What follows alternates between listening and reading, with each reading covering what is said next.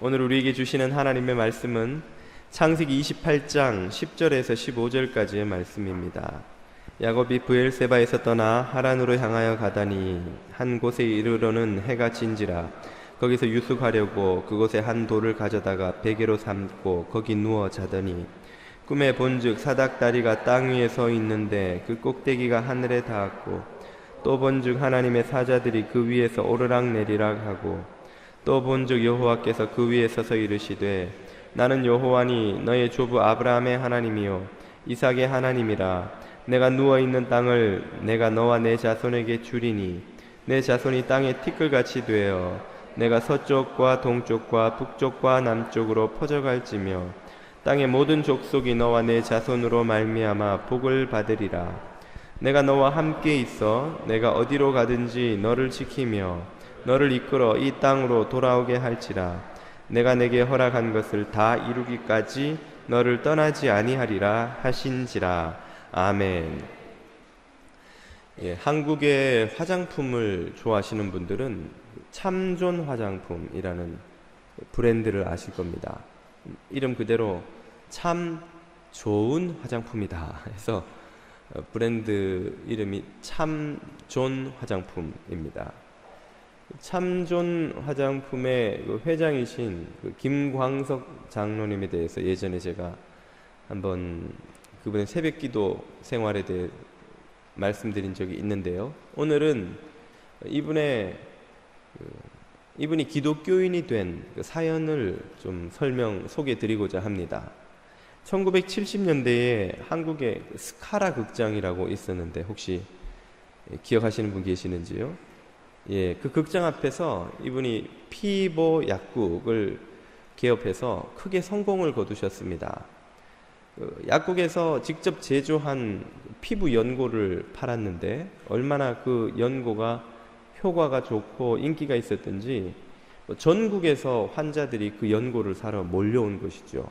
돈을 많이 벌고 지방에 있던 형제들을 다 상경시켜서 터전도 마련해주고 남부러울 것이 없는 성공을 거두었습니다. 그런데 이분이 이렇게 성공을 거두다 보니까 지방에 있는 약국의 약사들이 와서 이분에게 좀 도와달라고 사정을 하는 것입니다. 그 연고가 너무 인기가 있으니까 그걸 좀 우리에게 좀 먼저 좀 팔면 도매가로 팔아주면 우리가 지방에 가서 환자들에게 또 팔 수 있고 그러면 환자들이 연고 사러 서울에 오지 않아도 되고 또 우리들도 좀 같이 돈 벌고 먹고 살면 좋지 않습니까? 사장님 좀 도와주십시오. 그렇게 지방에 있는 약국 약사들이 사정을 하기 시작하니까 이분이 마음도 약하고 해서 그러면 그렇게 합시다. 그렇게 좀 쉽게 생각하고 그 약사들에게도 이 피부 연고를 팔았던 것입니다. 근데 문제는 환자들이 사가는 것은 아무 문제가 없지만 약국에서 그걸 사가면 이분은 약국에 의약품을 공급하는 공급처가 되는 것입니다. 그것은 정부로부터 허가를 받은 제약회사, 정식 허가를 받은 제약회사에서만 할 수 있는 일인데 이분은 허가가 없이 약국에다가 약을 공급한 이 모양새가 된 것이죠. 그래서 이분의 성공을 시기하던 사람들이 정부에 고발을 했고 이분은 졸지에 범법자가 된 것입니다. 경찰이 이분을 이렇게 잡으러 오니까 겁이 난 나머지 그만 도망을 쳐버렸어요. 1979년도에 6개월 동안 도망자 생활을 하다가 원래 이분이 독실한 불교 신자 집안 출신인데다가 그 자신이 불교 신도회 회장도 한 적이 있고 또 사찰을 직접 지어서 시주한 적도 있는 그런 배경이 있는지라 양산에 가면 통도사라는 절이 있습니다. 거기 암자에 들어가서 이제 몸을 숨긴 것이죠.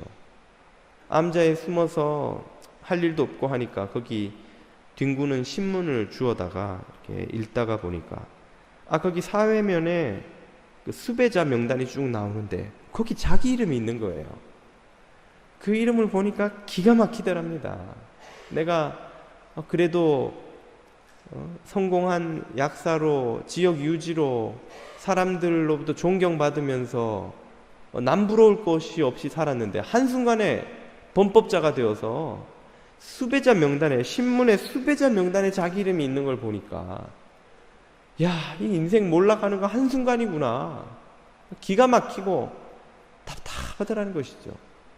그런 상황에서 언뜻 마음에 드는 생각이 이 모든 것이 우연이 아닐 수도 있겠다, 이런 생각이 드는 겁니다. 꼭 절대자가 있어서 나를 시험하고 있는 것 같다는 그런 생각이 드는 거예요.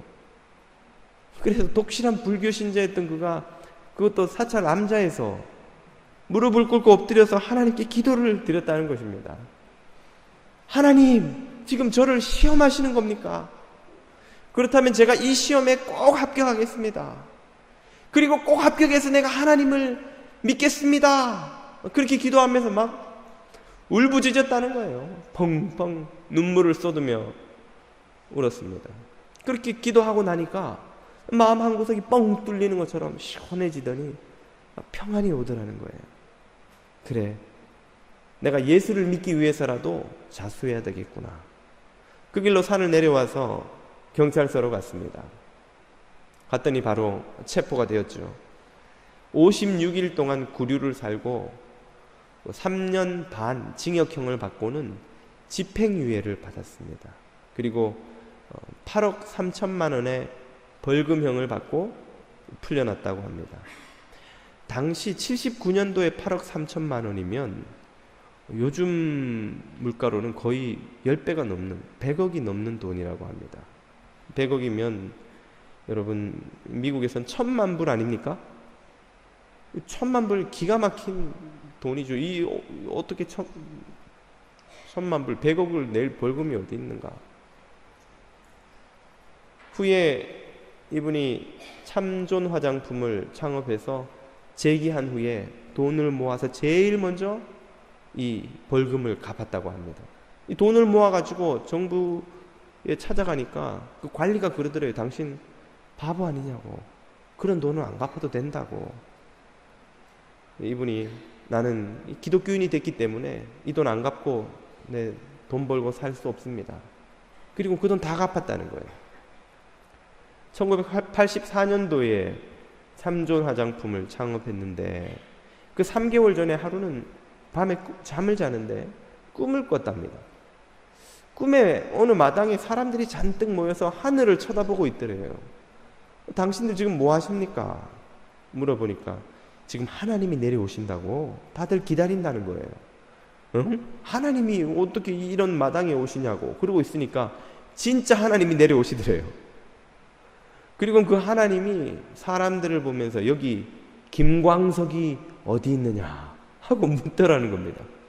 깜짝 놀라서 제가 김광석입니다. 그리고는 막 달려나가서는 큰 절을 하고는 하나님 앞에 엎드리니까 하나님이 자기 머리에 손을 이렇게 얹으시면서 내가 네 양식을 주겠다. 그 말씀을 하시고는 다시 올라가시더라는 겁니다. 그리고는 잠이 깼대요. 하도 꿈이 생생해서 그 새벽에 일기장에다 그 꿈을 아주 자세하게 다 적어 놓았답니다. 이 김광석 장로님은 인생의 가장 혹독한 고난의 시기에 하나님을 만나고 또 꿈을 통해서 하나님의 약속을 들은 사람이 되었습니다. 인생의 고난을 통해 하나님을 만나고 꿈으로 약속을 듣는 사람의 예를 꼽아보라면 아마도 오늘 본문의 주인공인 이 사람을 빼놓을 수 없으리라 생각합니다. 그는 그 이름도 유명한 다름 아닌 야곱이지요. 야곱. 오늘 본문의 내용은 찬송가 338장의 그 유명한 찬송의 배경이죠. 내 고생하는 것 옛 야곱이 돌베개 베고 잠 갔습니다. 이 찬송의 배경이 바로 오늘 본문입니다. 이 야곱의 인생은 그의 아버지 이삭의 인생과 사뭇 다르죠. 아버지 이삭은 한마디로 말해서 법 없이도 살 사람입니다. 이삭의 생애는 양보, 평화, 인내라는 단어로 설명할 수 있습니다. 블레셋이 그의 우물을 뺏으려고 하면 그냥 줘버리고 가는 거예요. 다투지 않아요, 이삭은. 그렇게 가도 하나님이 이삭과 동행하셔서 또 새로운 우물을 파괴하시고 그의 하는 일에 큰 복을 주시는 사건을 거듭 경험하죠. 이삭은 평생 적이 없이 산 사람입니다. 큰 고생도 없이 평탄한 삶을 산 사람이죠. 그에 비해서 그의 아들, 오늘 본문의 주인공 야곱은 정반대의 인물이라고 할 수 있습니다. 그는 갖고 싶은 것이 있으면 무슨 수를 써서라도 손에 집어넣지 않고는 잠을 못 이루는 사람입니다. 꾀도 많고 수완도 대단해서 그 형을 속여서 팥죽 한 그릇으로 장자권을 빼앗는 수완을 발휘하죠. 아버지도 속이고 형도 속이고 장자의 축복권을 빼앗아 오는 재주를 발휘합니다. 외삼촌 라반의 집에 가서는 외삼촌의 양떼를 다 자기 것으로 만들어버리는 또 기가 막힌 재주가 있습니다. 이렇게 꾀와 재주가 많으면 잘 살아야 할 텐데 그 대가로 야곱은 고생을 엄청 합니다. 가는 곳에서마다 자기가 원하는 걸 손에 넣는데 그 못지않은 큰 고생을 하는데 오늘 본문도 바로 그 고생의 한 장면이라고 할 수 있습니다. 우리가 알다시피 야곱은 형과 아버지를 속여서 장자의 축복을 다 빼앗죠. 그런데 그것 때문에 형에게 미움을 삽니다. 27장으로 돌아가 보면 형에서는 아버지가 나의 연로하신 아버지가 임종하시면 바로 동생을 죽여버리려고 작정을 하고 있는 것이죠. 이 상황을 알게 된 어머니가 작은 아들을 살리겠다고 머리를 써서 남편을 설득해서 결혼을 명분으로 작은 아들을 외삼촌 댁에 자기 오라버니 집에 보내고자 합니다. 그리고 두 아들의 관계를 모르지 않는 이삭은 못 이기는 척 그 이삭을 야곱을 보내주도록 하죠. 그래서 야곱이 이 집을 떠나 하란으로 정처 없는 여행길을 떠납니다. 말이 결혼을 위한 여행이지 이 도망치는 것이요 출방된 것이나 마찬가지인 거예요. 그의 마음이 얼마나 서글프고 두렵고 근심되고 내가 살아서 이 하란까지 갈 수나 있을 것인가. 광야에서 도적떼를 만나도 죽어요. 짐승떼를 만나도 죽어요. 길 잘못 들고 음식이 떨어져도 죽어요. 돌베개를 베고 자는 걸 한번 생각해 보세요. 여러분, 광야에 이 팔레스틴의 광야는 시베리아예요. 밤에는 얼마나 추운지. 거기에 무슨 요즘 같은 캠핑 장비가 있습니까? 뭐 둘둘 말고 가던 겉옷을 그냥 덮으면 그게 이불이고. 여러분, 돌을 베개에서 자면 어떻게 되는지 아시죠? 잘못하면 입 돌아가요. 입 돌아가요. 그 돌을 베고 광야의 돌바닥 위에 누워 자는 잠자리가 얼마나 불편하고 얼마나 춥고 또 얼마나 서럽겠습니까? 외롭고 쓸쓸하고 어머니를 다시 볼 수나 있을까? 27장 후반부로 보면 어머니 리브가가 잠시 가서 쉬었다가 형의 분노가 사그라들면 오도록 해라고 하지만 실제로 성경을 보면 그것이 어머니와 영영 마지막 이별이 돼요. 야곱이 돌아오기 전에 리브가는 그만 운명을 달리하고 맙니다. 그렇게 사랑하는 이 세상에서 자기를 사랑하고 아껴주는 유일한 지지자인 어머니와 생이별을 하면서 떠나는 삶이 내가 잠시 머물렀다 온들 형이 과연 분을 풀 것인지 두렵고 막막하고 쓸쓸하기 그지없는 인생의 참 고달픈 장면을 지금 야곱은 맞이하고 있는 것입니다. 바로 그 순간에 그 광야에서 잠을 자다가 야곱이 꿈에서 무엇을 경험합니까? 하나님을 만나는 거예요.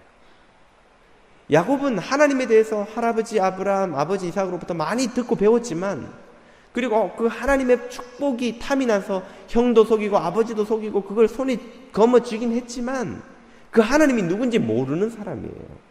한 번도 하나님을 만나본 적이 없는 이 사람이 야곱입니다. 그런데 이 광야에서, 이 고난의 자리에서, 이 쓸쓸하고 외롭고 두려운 자리에서 야곱은 꿈을 통해 하나님을 만나게 된 것입니다. 그가 이 꿈에서 제일 먼저 보는 장면이 무엇입니까? 12절을 보십시오. 꿈에 본즉 사닥다리가 땅 위에 서 있는데 그 꼭대기가 하늘에 닿았고 또 본즉 하나님의 사자들이 그 위에서 오르락 내리락 하고. 야곱이 본 환상은 사닥다리인데요, 이 사닥다리는 우리가 아는 그 사다리를 말하는 것이 아닙니다. 이것은 높은 탑에 올라가는 계단을 말하는 거예요. 계단. 이 계단이 땅에서부터 하늘 꼭대기까지 다 있다는 거예요. 그리고 그 꼭대기에서부터 천사들이 내려와서 왔다가 갔다가 한다는 겁니다. 이게 의미하는 바가 뭡니까?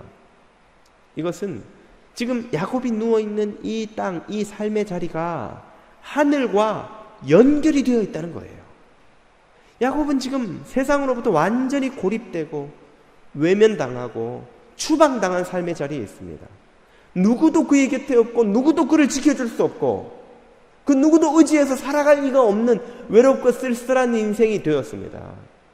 그 야곱이 그런데 알고 봤더니 그의 삶이 무엇과 연결되어 있다는 말입니까? 하늘과 연결되어 있다는 말이에요. 그 말은 하늘의 하나님이 야곱의 생애를 붙들고 있다는 말입니다.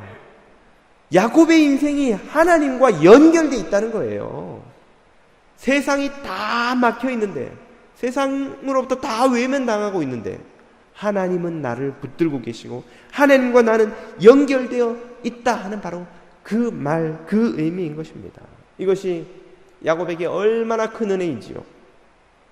야곱의 삶을 한번 우리가 들여다보면 얼마나 그가 얄미운 인생입니까? 할아버지처럼 믿음의 사람이길 합니까? 아버지처럼 평화의 사람이길 합니까? 그저 욕심과 이기심과 꾀와 온갖 모략으로 충만한 인생이 야곱이에요. 누구하고도 평화를 할 수 없는 야곱의 탁월한 재주가 있는데요, 주변 사람들은 다 이용해 먹고 원수로 만든다는 겁니다. 하여튼 야곱 옆에 있으면 아무리 좋게 시작해도 끝이 좋게 끝나는 법이 없어요. 야곱은 아버지도 속이죠. 형도 2번이나 크게 속여먹고 원수 되지요. 외삼촌 라반의 집에 가서는 잘 좋게 시작하는 것 같지만 끝이 어떻습니까? 외삼촌 라반이 자기 칼로 죽이려고 쫓아와요. 라반이 누굽니까? 결국 야곱의 장인어른 아니에요, 장인. 그 두 딸하고 결혼하니까 장인이 사위를 죽이러 사위가 어지간히 얼마나 못하면 장인이 사위를 죽이겠다고 아들들하고 칼 들고 쫓아옵니까? 장인어른 집에 그 양떼를 다 지걸로 만들어 버렸거든요. 고향에 돌아와서 가나안 원주민들하고도 평화롭게 못 지내고 원수되지요. 나중에 자기 아들들하고도 속고 속이는 관계가 됩니다. 야곱의 탁월한 재주는 주변에 있는 인간들을 다 이용해 먹고 다 원수 만드는 거예요. 하여튼 야곱 주변에 있으면 좋게 끝나는 법이 없어요. 이런 인생을 하나님이 왜 지켜주신다는 거예요? 왜 이런 인생을 하나님이 붙들고 계신다는 겁니까? 정말 이 사실은 하나님의 은혜가 아니고서는 설명할 수가 없는 것입니다. 하나님이 베푸시는 은혜를 13절 14절에 이렇게 설명해 줍니다. 또 그가 본즉 여호와께서 그 위에 서서 이르시되 나는 여호와니 너의 조부 아브라함의 하나님이요 이삭의 하나님이라. 이게 무슨 뜻입니까? 너의 할아버지와 한 약속 때문에라도, 너의 아버지와 한 약속 때문에라도 내가 너를 지킨다, 그런 뜻이에요. 또 다른 의미는 너는 나를 지금 처음 보는 것 같지만, 네 인생에 처음 내가 개입한 것 같지만 너의 아버지, 너의 할아버지 때부터 나는 너를 지켜보고 있었다. 네가 부모의 태에 잉태되기 전부터 나는 너를 알고 있었고 너의 인생은 나와 연결되어 있다는 거예요. 연결되어 있다. 너의 삶의 자리는 나와 하늘과 땅을 잇는 이 계단으로 연결되어 있다는 거예요. 천국의 계단으로 연결되어 있다는 거예요. 그리고 주님이 야곱에게 주시는 말씀을 들어보십시오. 내가 누워있는 땅을 내가 너와 내 자손에게 주리니 내 자손이 땅의 티끌같이 되어 내가 서쪽 동쪽 북쪽 남쪽으로 퍼져갈지며 땅의 모든 족속이 너와 내 자손으로 말미암아 복을 받으리라. 아멘. 여러분, 이 약속의 말씀이 굉장히 귀에 익숙하지 않으십니까? 아브라함이 받았던 약속 그대로요. 이삭이 받았던 약속 그대로입니다. 아브라함에게 주신 약속, 이삭에게 주신 약속이 이 사기꾼 같은 자손 야곱에게도 여전히 유효하다는 거예요. 변하지 않았다는 거예요. 그리고 이 하나님의 약속이 오늘 야곱처럼 허물 많은 저와 여러분에게도 여전히 유효한 줄 믿습니다. 예수 그리스도 안에서 성령을 받은 자녀들에게는 하나님의 사랑이 끊어지는 법이 없는 것입니다.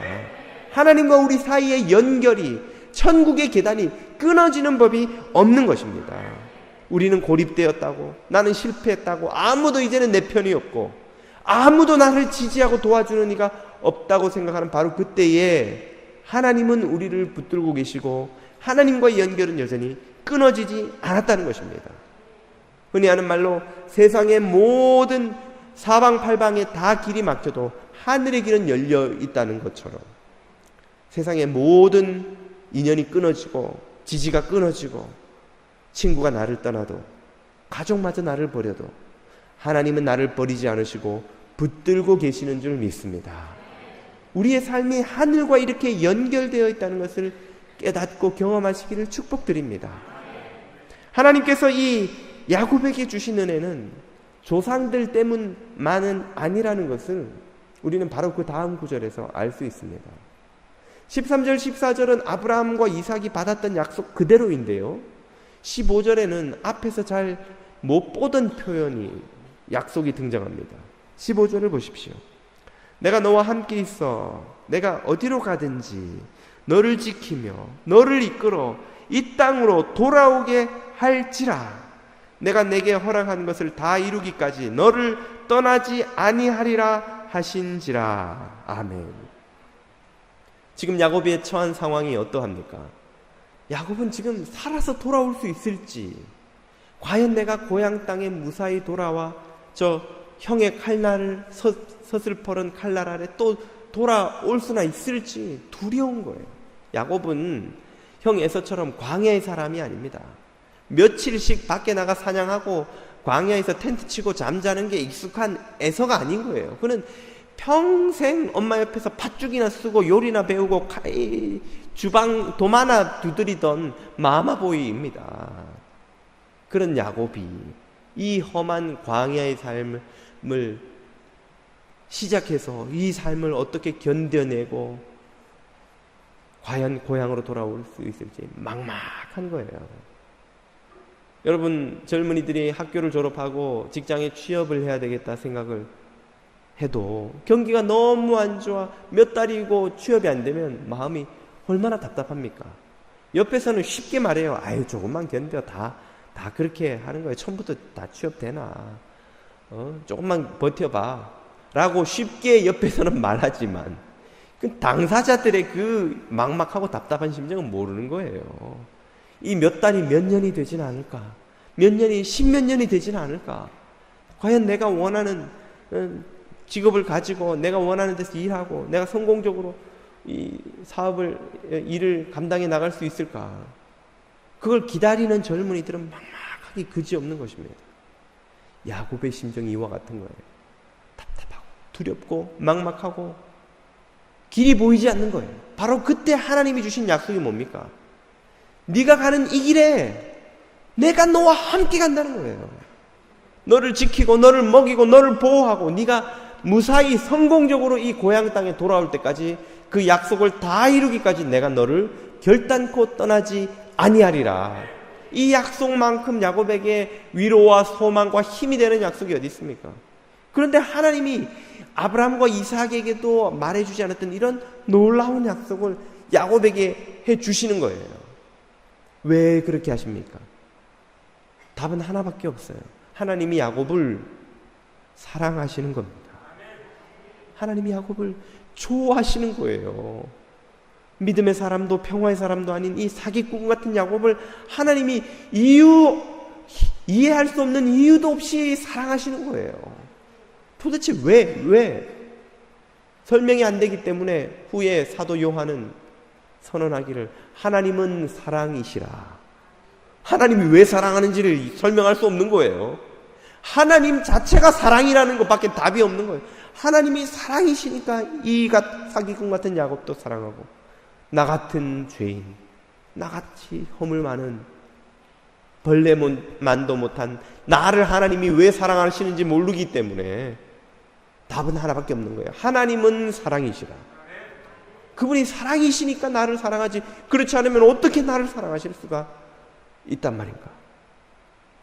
이것이 얼마나 크고 놀라운 은혜입니까?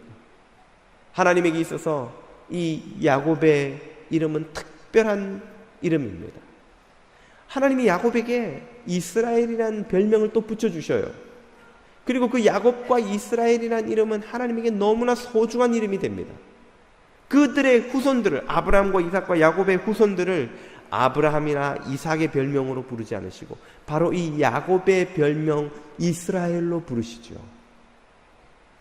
그 야곱과 이스라엘이라는 이름은 너무나 놀라운 이름인 거예요. 주님에게 얼마나 주님이 그 이름을 사랑하시는지, 그의 이름이 얼마나 주님에게 소중한 존재인지를 이사야서 43장 1절 이하가 이렇게 말해줍니다. 야곱아, 너를 창조하신 여호와께서 지금 말씀하시느니라. 이스라엘아, 너를 지으신 이가 말씀하시느니라. 야곱과 이스라엘, 부르기만 해도 주님에게 좋은 이름, 부르다 죽어도 좋을 이름, 부르면 부를수록 더욱 그리운 이름. 여러분, 어떤 이름은 부르면 마음이 쫙 따뜻해지면서 얼굴에 나도 모르게 미소가 탁 떠오르는 그런 이름이죠. 주님에게는 야곱이 그런 이름이에요. 이스라엘이 그런 이름이에요. 여러분에게는 어떤 이름이 그렇습니까? 첫사랑 영희 이름이 딱 들으면 마음이 싹 따뜻해지는지 철수 씨 이름을 들으면 마음이 탁 따뜻해지는지, 저에게도 그런 이름이 있습니다. 김사랑 하면 저는 마음이 탁 따뜻해지고 자다가도 웃음이 나고 갑자기 벌떡 일어나서 그 얼굴이 보고 싶은 거예요. 솔직히 고백하겠습니다. 셋 중에 딸 하나 있는데 딸이 제일 못생겼어요. 오빠처럼 좀 예쁘게 나오면 오빠가 좀 나은데, 그런데 그 딸이, 그 깡패 같은 딸년이 제일 마음을 따뜻하게 해주는 거예요. 이 세상 모든 아빠에게 딸들이 그러하듯이 그 딸의 이름은 아빠에게는 그리운 이름인 거예요. 거부할 수 없는 이름인 거예요. 우리 주님에게 야곱이, 이스라엘이 그런 이름인 겁니다. 그 이름을 부르는 것을 주님은 너무 좋아하셔요. 그리고 말씀하시죠. 너는 두려워하지 말라. 내가 너를 구속하였고 너를 지명하여 불렀나니 너는 내 것이라. 하나님이 야곱을 내 것이라고 부르는 거예요. 이삭을 내 것이라고 부르는 겁니다. 그리고 오늘 허물 많은 저와 여러분을 김도환 너는 내 것이다 이렇게 부르는 거예요. 여러분을 너는 내 것이다 그렇게 부르시는 겁니다. 내가 물 가운데로 지날 때에 내가 너와 함께 할 것이라. 강을 건널 때에 물이 너를 침몰하지 못할 것이며 내가 불 가운데 지날 때에도 타지 아니할 것이요 불꽃이 너를 사르지도 못하리니 내가 물 가운데로 지날 때 너와 함께 하리라. 내가 불 가운데로 지날 때 너를 보호하리니 두려워 말라. 내가 너를 구속하였고 너를 지명하여 불렀나니 너는 내 것이라. 주님이 우리 이름을 부르며 노래를 하시는 거예요. 너무 좋으시니까 노래를 하시는 거예요. 노래를.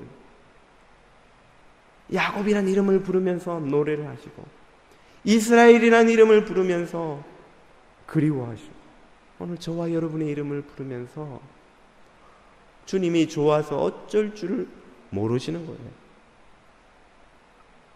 4절은 이렇게 말합니다. 네가 내 눈에 보배롭고 존귀하며 내가 너를 사랑하였은즉. 우리가 무엇인데 주님 눈에 보배롭고, 어떻게 허물 많은 우리가 주님에게 존귀한 존재가 됩니까? 주님이 왜 우리를 사랑하시는지요? 바로 이 설명할 수 없는 사랑으로 하나님과 우리는 연결되어 있다는 것입니다. 그 사랑의 손으로 하나님이 우리를 붙들고 놓지 않으신다는 거예요. 세상의 어떤 칼로도 어떤 폭탄으로도 끊을 수 없는 것이 우리를 붙들고 계시는 하나님의 이 사랑인 줄로 믿습니다. 이 사랑을 붙들면 우리의 삶이 하늘과 연결되는 것입니다. 이 사랑을 의지하는 자들은 모든 고난을 그러므로 이길 수 있는 것이죠. 로마서 8장은 이렇게 우리에게 말해줍니다.